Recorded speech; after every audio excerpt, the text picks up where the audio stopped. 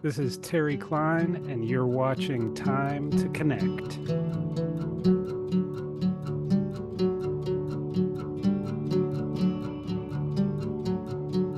Hey, Terry Klein, man, thank you so much for taking the time to connect today.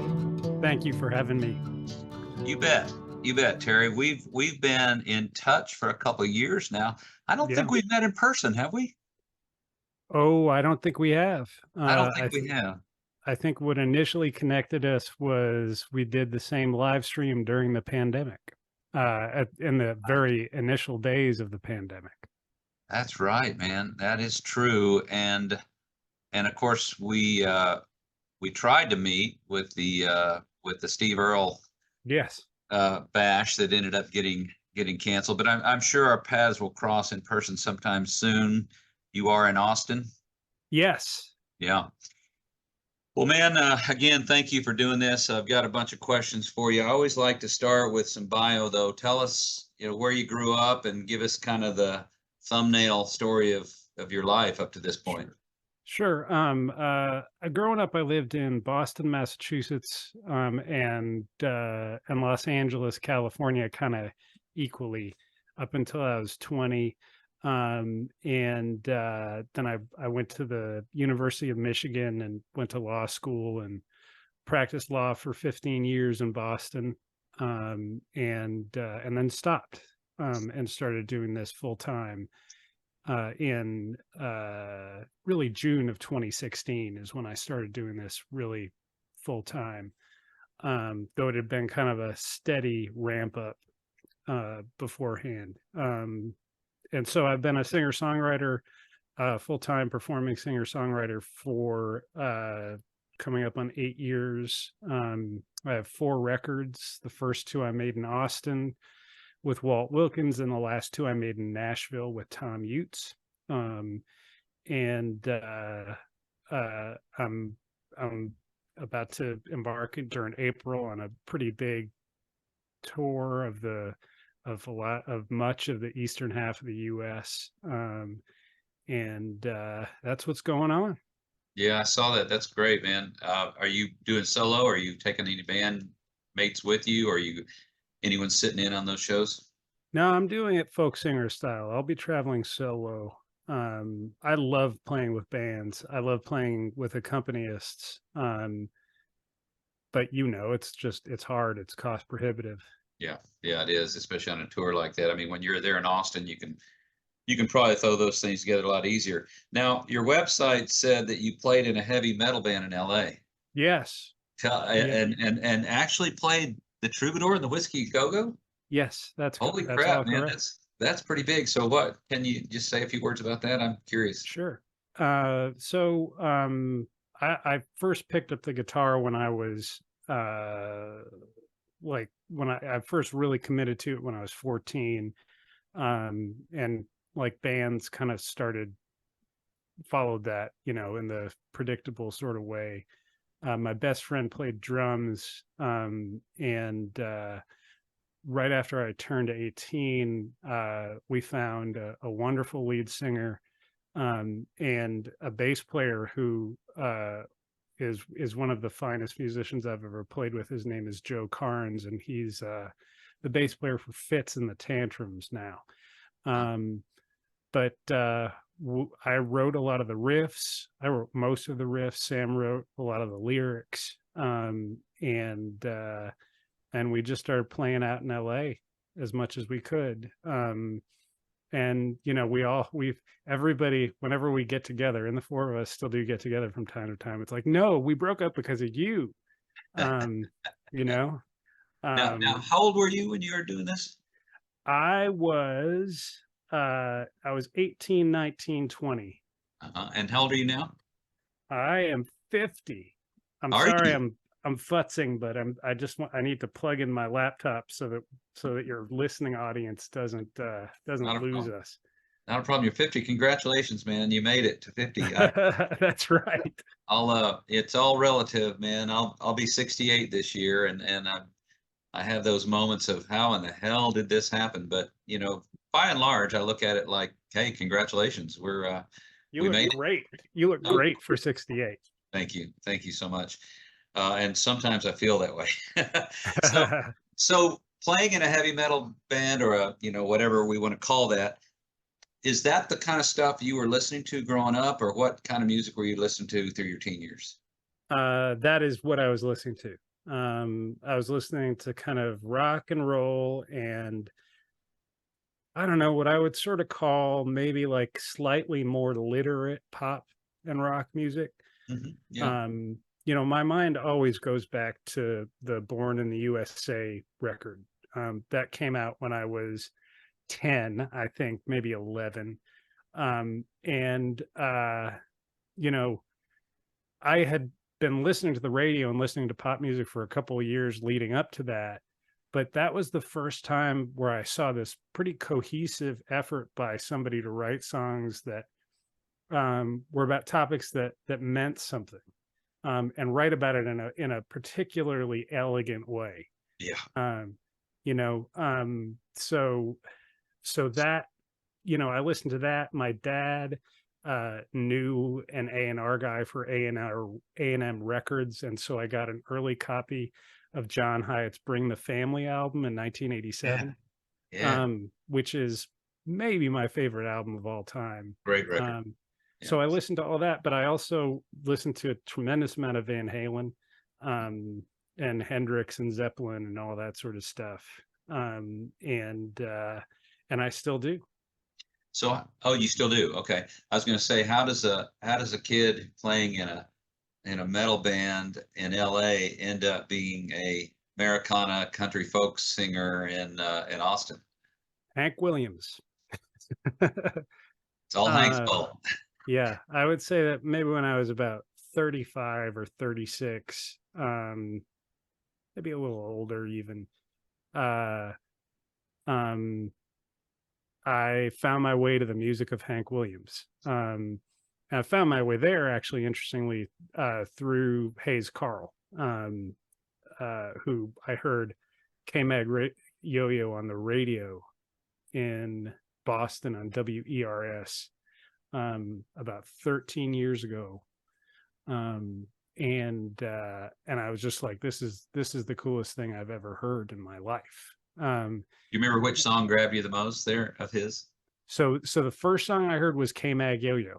And then I kind of just started gobbling up everything of his that I could possibly find. And Yeah. what I did, because it was the early 2010s, is I set up a Pandora station for Hayes Carl, and that gave me Hank Williams, it gave me Haggard, it gave me Waylon, but it also gave me Robert Earl Keen, the Turnpike Troubadours, Yeah. and and a lot of the writers I really admire now. So that's kind of how it happened. Yeah. Makes sense, man. And how did you get to Austin?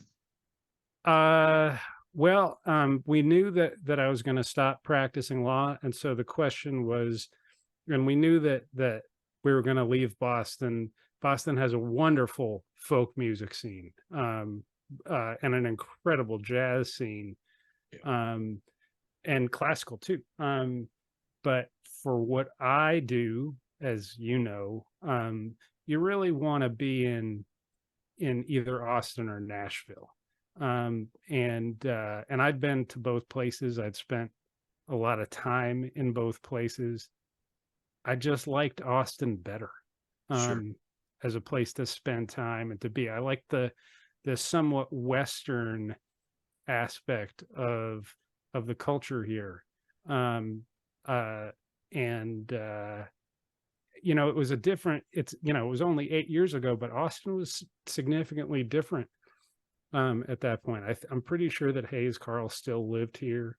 But since, I don't know, in the last 6 years, I think a lot of Austin people have left. Yeah. Dale Watson left. All that sort of stuff. So it's a different kind of scene now, as you know.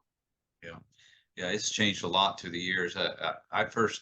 My family moved to Texas. I grew up in Kansas City in the Washington, D.C. area. And my family first moved to Texas in 1973. And I discovered progressive country pretty quickly. Mm-hmm. I discovered Austin and realized, man, that's the place to be. And it took me 20 years to get there. I didn't move to Austin until the early 90s, but I heard an argument on the street in Austin. Uh, People were arguing about when Austin was cool. Mm. And I kid you not, a guy said, no, y'all got it wrong. It was really cool in the 40s. So, it's all relative. Austin has changed immensely, though. I got to tell you, since I moved here, since I lived there in the 90s, it's changed a lot. It's still the coolest place in Texas to live if you want to live in the city. There's no doubt. And I still have a big soft spot in my heart for Austin. I love it, but it's not easy to live there now, is it? Well, it's I'll tell you this, it's easier than living in Boston. Well, in LA, Um, yeah, for sure. Yeah, um, yeah. but yeah, I mean, yeah, Do you ever have a just hankering to do what some of the folks that I know in Austin have done, moved out to Wimberley or one of the smaller places right around Austin? a little bit. Part of a big reason that we moved to Austin instead of Nashville, though, was that we love the idea of living centrally in a big city and being able to send our kids to good public schools. Um, and one of our kids is in college now, and our other one is a sophomore in high school. So we'll be in Austin, at least for the next few years. Yeah, yeah, But I love Wimberley. Just for example, the Wimberley is also very, very expensive now. But yeah. like, And that's you know, changed a lot too, let me tell you. yeah. Yeah, But that you drive west or northwest out of Austin, and within 30 minutes you're in basically the most beautiful country on earth. And there are tons of places you could live pretty centrally still. right. So we'll see what happens. So if you are forced to move, you must leave Austin. Yeah, Say your kid's graduated high school, goes off to college, you're empty nesters, where would you go? I go to Los Angeles. Would you? Yeah, Okay. Not Nashville. not Nashville. Yeah. Nashville would be the smarter business decision for me. Um, but um, Los Angeles, what I say about Houston is that if you don't like Houston, you don't like life, because it's all there. It's all there. And I think Los Angeles is very similar, but you get 70, and sunny year round and Yep, beautiful mountains and ocean, yep, and really wonderful cultural stuff. And as we get older, like a good medical system with with great doctors, stuff yep, like that. yep. Um, so so yeah, I my mom is still in Los Angeles. My wife's parents are still in Los Angeles, and I lose all of my Texas credibility when I say it, but I just love it out there. Yeah, yeah. Oh, I love California in general, and I don't know. I don't want to presume your politics, but for me, I think California would suit my politics a little better than Texas would. Yes, yeah, We'll I see. wasn't gonna go there, Yeah, we but we won't have to go there. Well, look, man, let's talk about Leave the Light On. That's been out now for 4 months, 5 months, something like that. yes, it Yeah, came out November 10th. yeah. Congratulations. It's a really fine record, Thanks. and it's doing well. It looks Yeah, like. Yeah. yep. Do you think of your albums? You've got four and maybe one EP as well. Is that right? That's yeah, one live record. Yeah. Do you think of them? This is something that is interesting to me. Do you think of them as like not children, but it's almost like each one has its own personality, and it's not so much how you would describe it to someone if they said, "How does Leave the Light On differ from, one of your previous records?" But more like, how do you think of it? If you have to characterize this record, especially as it compares to your earlier records in 10 or 12 words or less, what would you say about this record? Hmm. Um, I would say it's the most consistent and cohesive record that I have made thus far. That tracks, man. It does. I like a lot of your earlier stuff, but it does feel like kind of a maturation. It feels like, you know, it's just a little more. I don't know what the word is. I don't want to insult your earlier records because they're fantastic, but it just feels a little more like this is a guy who's really doing it now. Yeah. Uh, I think a big reason for the cohesiveness is the way that we made it. Talk about that, if you will. We recorded Leave the Light On between 10 a.m. and 4 p.m. one Thursday in late June. All 10 songs, sorry. No And kidding. Wow. you know, we had a full band in for the first 4 hours, and then Tammy Rogers came from the Steel Drivers, came in from 3 to 4 or something. We did 3 more songs, um, and we brought in a steel player the next day. Um, the result is a record that it has a remarkable consistency to the sound, even though the songs are all different. I mean, Mhm. you know, it's all, you know, not all these songs sound the same at all. Right. You know, I've been told that what I say to people when they ask me what genre I am is I say genre is oppression. And somebody told me that I need to put that on a t-shirt, so maybe that'll happen. Yeah, Uh, but um, but because it's just me and my voice, however it sounded on this one day, with virtually no overdubs at all, like no sort of going in, patching in, and fixing stuff. uh-huh. There were 1 or 2 instances in which we flew in from one take, you know, one like vocal thing I'd Yeah, mispronounced or something, you know. yeah, yeah, yeah. Um, and so it was recorded mostly live, and it was done quickly, and so it just has a vibrancy and immediacy and a cohesion, um, that I'm very proud of, and that I could not have done. Even, I mean, that I couldn't have done it, even on the third record.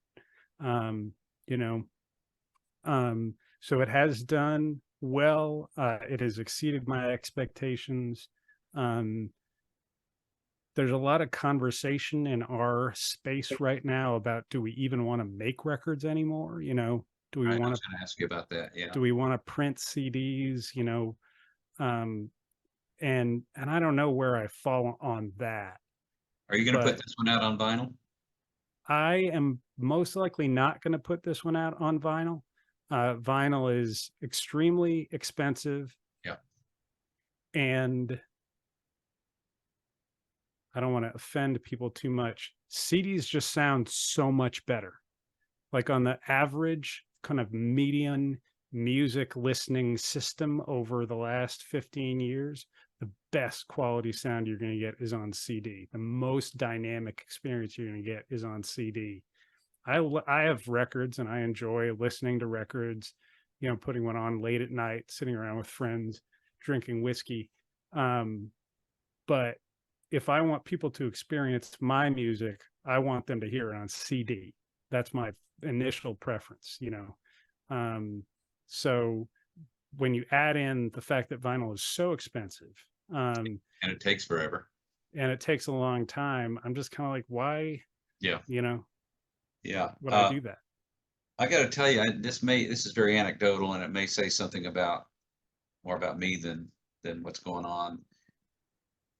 Whenever I still have CDs. When I take my CDs to shows, people say things to me like, "Dude, I'd buy a CD, but I don't have anything to play it on. I don't play it. Nobody plays CDs anymore." Yeah. And they're not in cars anymore. And you buy a new car these days, there's no CD player, and so it's becoming. You want something tangible at your shows. You know, you want the T-shirts, you want the CDs, you want the something, and people want that. But I was talking to Matt, the electrician, a couple episodes ago, and one of the things he said about this conversation, he said he's gotten to the point where he feels like if he brings CDs to shows, people will buy the CDs and they'll say, almost whether they say it overtly or just kind of, subtly, I'm going to buy this CD from you because I want to support you. But I don't have a CD player. I don't play CDs, so I'm not going to play it. And it really is a strange transition we're in. It's almost, I think it's interesting that you said, do we even make records anymore, or do we just put singles out on Spotify and the other streaming sources? Is that where Yeah. we're going? Yeah. It's a good question, and nobody knows. Right, right. Uh, one of my dear friends in this business is Walt Wilkins. And he said to me in November, um, when my record came out, he said, "Man, I think CDs are coming back." um, and I think they should. I think they should. It's I one of the things that I miss most that's gone from our shared lived experience is wandering around record stores. Yeah. um and see, there are still record stores, obviously, but it's a tiny little subset of the populace that goes there. Yeah. Like when it was Tower Records, like everybody from all walks of life was going. They were buying jazz, they were buying classical, they were buying hip hop, they were buying rock, and we were all in this same place because we all love music. And I miss that. Yeah, me too, man. Believe me, I hope CDs come back too, because I have a lot of them.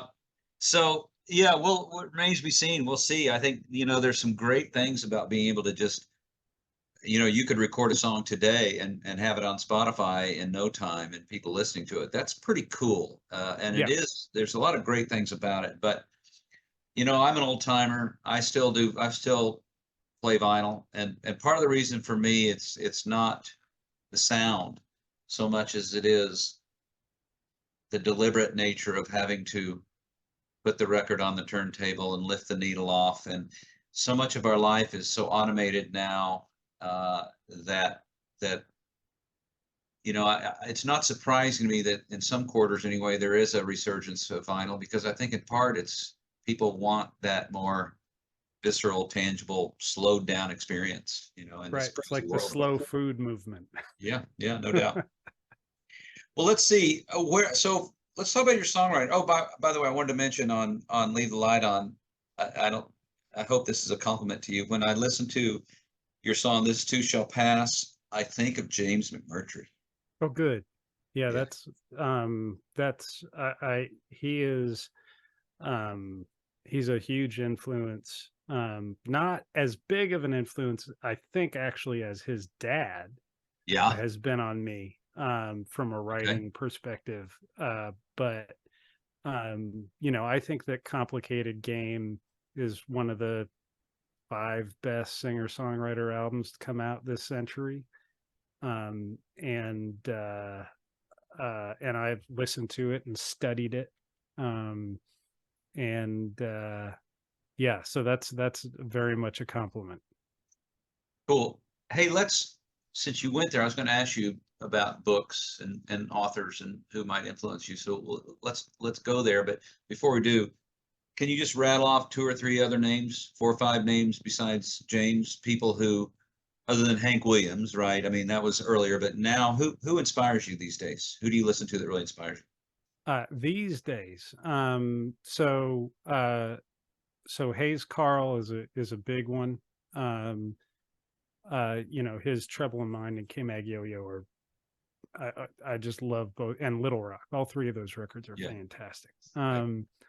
So that, and who else?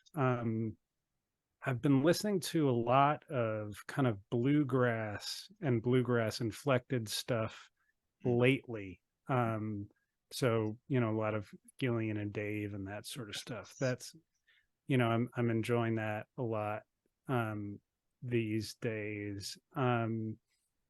But the 2 other real big ones for me are Dylan, especially pretty early Dylan, and Merle Haggard. Okay. Yeah, I want to ask you about Dylan. We'll get there. Let's move to books. Are you much of a reader? I'm assuming you are. Yeah, I read a tremendous amount. Yeah. Um, Who else uh, besides McMurtry has been big for you? Faulkner, um, is huge. I'm looking right now. I have a copy of Absalom in my writing room, in part because what I've said to people is if I ever have writer's block, I can open up Absalom and just read a sentence and I'll get a song out of it. Yeah. Yeah. Faulkner, Cormac McCarthy is another huge one. Um, the but the three my three favorite books that I've read this century are all by women authors. Anne Patchett's Bel Canto, which is really, I think, maybe the most beautiful book I could ever conceive of reading. A book by Donna Tartt called The Goldfinch, um, and Marilyn Robinson's Gilead. Um, those are three of my very, very, very favorite books. So is the influence on your songwriting from reading novels, short stories, indirect, or how direct is it? Do you sometimes pick up a word or a phrase and really lift it off that page and turn that into a song, or is it more of an indirect kind of influence on you? I think it's somewhere between indirect and direct. Uh-huh. I think um, that there is a natural music to everyday spoken language, Mm. um, and great prose writers, and great songwriters pick that up and incorporate it into their work. And so I think that just that attentiveness to the written word um, is a huge reason for all of what I do. Definitely. Have you read William Goyen? I don't think so. His most famous novel is called The House of Breath. Hmm. But his short stories, man, let me recommend his short stories to you. Goyen. Grew up in East Texas, um, early last century. Ended up in a writers community in Taos late in life, writing most of his stuff. But he is just incredibly inspirational. That, like you say, picking up Faulkner and reading a page or a sentence and immediately wanting to go write a song. That's what I get from Goyen. So I highly recommend him. Great. All right, man. Well, cool. And do you have a discipline of songwriting where you say, I'm going to write a song today? Do you get up in the middle of the night with songs? Are you songs come to you driving down the road while you're walking, or all of the above? I think it's more of a discipline for me. I'm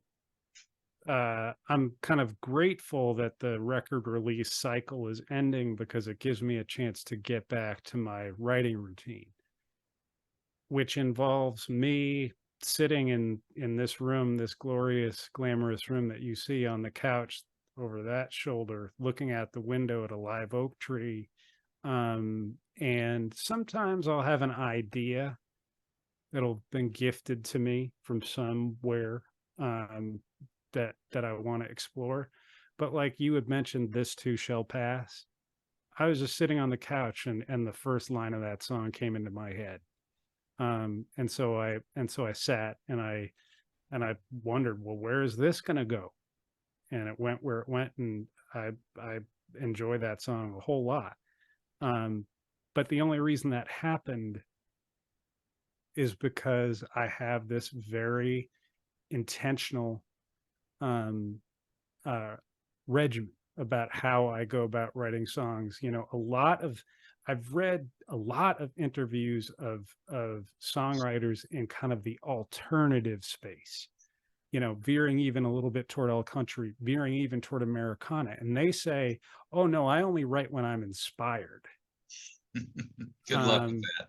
right. Yeah. Exactly. Yeah. Um, that is the absolute opposite of how I write. I try to write every day, Yeah. inspired or not. I mean, it's true that sometimes the muse decides to visit you, and you, man, you better grab on and ride that for all it's worth. But if you just waited for that to come around, you'd write 2 or 3 songs a year at the most. You know, one name that hasn't come up here that I'm just guessing has had an influence on you, sitting on the couch with that discipline of writing, reminds me of Guy Clark. That was very much his Yeah. approach. Yeah. Yeah, Has he been an absolutely. influence on you as well? Huge. Yeah. Yeah, when I was first starting out doing this in 2016, I just wore out his first record, and I wore out Dublin Blues. And and in the last few years, I've really focused on a lot of his albums that are post Dublin Blues. Um, and like I think that there's an argument for the fact that he had the most wonderful and accomplished closed to a career as you could ever see in the songwriting genre. You know, his late records are just glorious. His heart was wide open there at the end, wasn't it? Yeah. For sure. Yeah. How about Dylan? You brought up Dylan earlier, and Dylan's something of an obsession of mine. In fact, I don't know if I ever got a yes or no from you on the Dylan 83rd birthday celebration I'm planning in May at Cherrywood. No need to answer right now, but let me know Okay. if you're going to Okay. play that. Got some great people signed up for it, by the way. But what does Dylan mean to you? What has he meant to you? Um, so I mean, he means a lot to me, and his early records mean a tremendous amount to me. I think that, and I'll just sort of share an anecdote about that. I think you and I have talked a little bit about David Foster Wallace, um, you know, the author of Infinite Jest, Sure. and you know, one of the greatest essayists Yeah. ever. Yeah. And I was reading Infinite Jest one morning on the train, um, and uh, and listening, and I think it was "Girl from the North Country" that came on into my headphones, from the early, you know, the early version, not the Johnny Cash version, Right.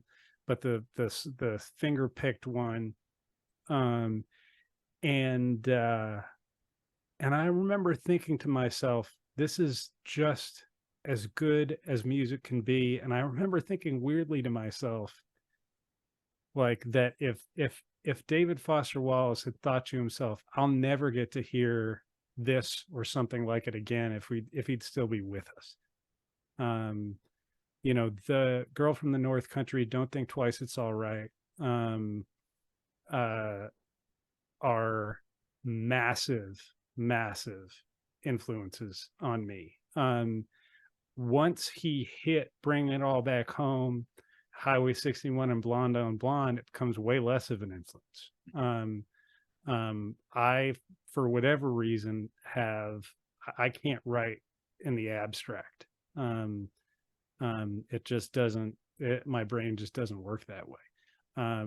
So I love listening to it, and I have loved listening to it very much, but it doesn't have kind of the the just immediate intense emotion I get from those first really 4 records of his. Yeah.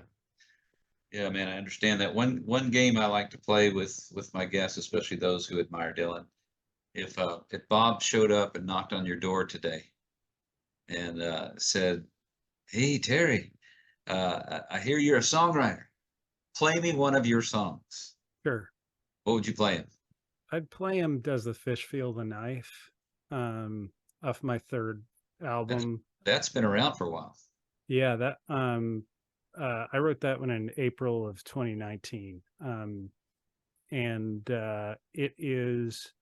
um it is the song that is in every set of mine.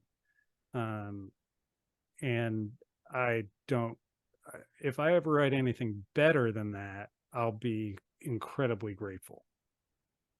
Right on. And then if he said, now play me a cover, Hmm. what would you play? Huh. I think I would play him. Uh, so every sound check I do, I play Carmelita. Oh Uh, yeah, yeah. because it has dynamics and it's just a great way to test out a room. Um, so it would either be that or the song by Scott Nolan that Hayes Carl put on Trouble in Mind, Bad Liver and a Broken Heart, um, which I start a lot of sets with, um, because it's just a wonderful, wonderful piece of music. I never heard this. I never Googled the story behind this, but Tom Waits has a song, Bad Liver and Broken Heart. Yeah, Is this just coincidence? I guess. I think it's definitely, Scott Nolan is a Tom Waits fan, and Okay. I think it's a tip of the cap. Gotcha. Um, Gotcha. especially that line where he says, "It's not me, I'm just playing a part." Um, you know, uh, of a very, very famous songwriter that most of your listeners would know of, but who I won't name. Said to me once that Tom Waits is the most actingest songwriter ever. He's a performer. Yeah, Sure. Yeah. Well, look, man, thank you so much for doing this. Let's spend a few more minutes here, if you have the time, for some kind of rapid fire questions. sure. And I always tell my guests, if you feel inspired to give me more than a short answer, that's fine. But it's kind of designed for just short answer. This is a really hard one, but most memorable gig you played. I played a show with Walt Wilkins and my friend Jordy Bizon at the Townsend in Austin. May it rest in peace. In the summer of 2019, the room was totally full, um, and it was the most present I've ever felt on any stage. That's yeah, that's hard to beat that, man. It's hard to beat that. Favorite or most memorable gig you've attended? Hmm. Favorite, most memorable gig I've attended. There were two last year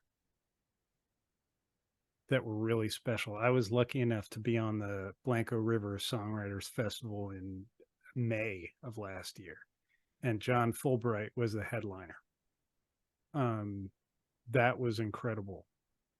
There's a songwriter from Portland who played at the O4 Center in Austin last year. Her name is Anna Tivell. Um, and that was like the most, it was just a great 75 minutes. I did not want that show to end. Nice, nice. A venue you've never played that you would just love to get that phone call or get that email saying, inviting you to play a particular venue. Ooh, see, I've been really fortunate on that. I mean, Whiskey Um, Go Go. I you mean, come know, on, man, the Troubadour. I've been really, really fortunate on that front. Um, uh, but I would sure love to play the Paramount, the big Paramount, Yeah, here in Austin. you I'd bet. love to do that. That's the last time I saw Guy was there, actually.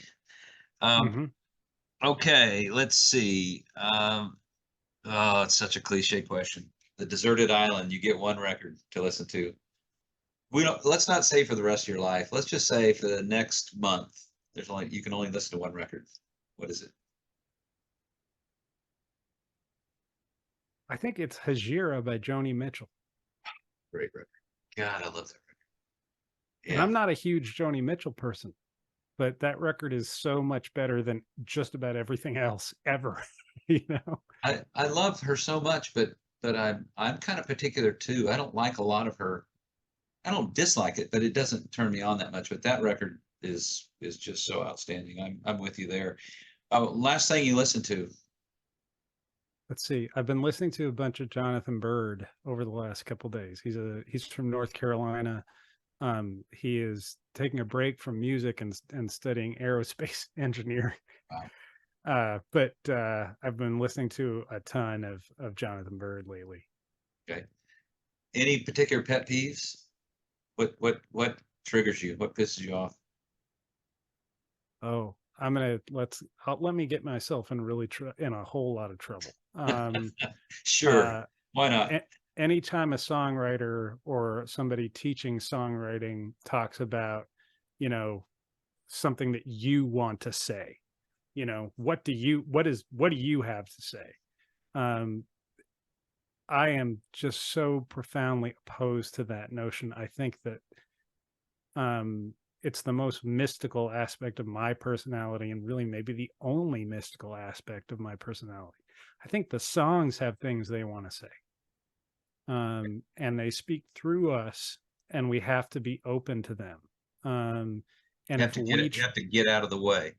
Right, exactly. If we try to impose this message, maybe you'll get like a 2 or 3 year bump out of it or something like that, but it's really going to suck in the long term. Good answer. So how do you have any particular method of dealing with the slings and arrows of life? Do you have meditation or spiritual practice, or is it music, or how do you deal with the bullshit? Um, let's see. So two big ways. Number one, my family is very, very dear to me. They are the most important thing. And I love being with them.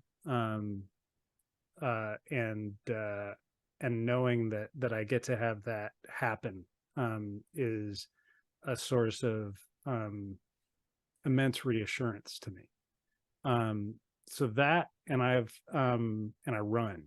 Um, I run 3 or 4 miles 3 times a week. And it's a half hour or so where I just get to go out and breathe and listen to myself breathe, and feel the wind on my face. And I do that when I'm on tour too. I've run through some pretty weird places Yeah. Yeah. out on the road and gotten chased by dogs and all that sort of stuff. But that really helps. Nice. And if you could talk to yourself as a 16-year-old from your perspective right now, what would you say? Um, as a 16-year-old, I think I'd tell myself that it's going to be okay. Um, let yourself make mistakes, and it's going to be okay. Um, that's a whole other conversation. I was a total mess when I was 16. But so that's sort of the real answer. The more trite answer I would give you is listen to Hank Williams. Yeah, yeah, that's a good answer. I don't think that's tried at all.